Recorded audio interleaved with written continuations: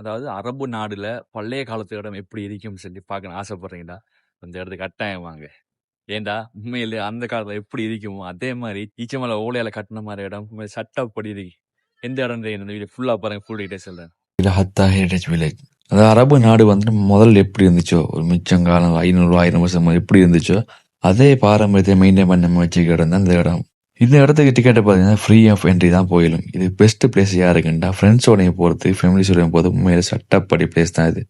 அதாவது பழைய காலம் எப்படி இருக்கோ அதை கண் முன்னுக்கு பார்த்துக்கு வர மாதிரி இந்த இடம் இருக்கும். ஹத்தா பொறுத்த வரைக்கும் எப்படின்னா வந்துட்டு மற்ற ஏரியா மாதிரி பாலைவனம் இல்லாமல் கொஞ்சம் பச்சை பசையில் இருக்கும். ஸோ நீ போனீங்கடா வேண்டிய மாட்டுக்கு ஈச்ச மரத்தோட்டம் தான் இருக்கும். மிச்சம் அழகா இருக்கும். நீ போனாலும் ஈச்சம் பழம் எல்லாத்தையும் பார்க்கக்கூடிய மாதிரி இருக்கும்.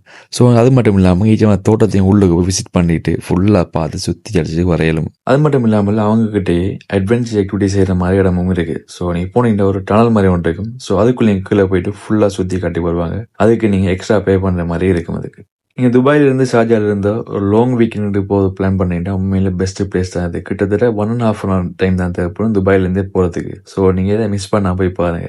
அதை பார்த்துட்டு நீங்கள் டயர்ட் ஆனீங்கடா பிள்ளைகள போனீங்கடா பிள்ளைகளை போய் விளையாட வைக்கிறதுக்கு அதுக்கு கிட்ஸ் ஏரியாவும் இருக்கு. ஸோ அதுவும் சேஃப்டியாக இருக்கும். அதில் நீங்கள் பிள்ளைகள்லாம் விளையாடி கொண்டு இருக்கீங்க.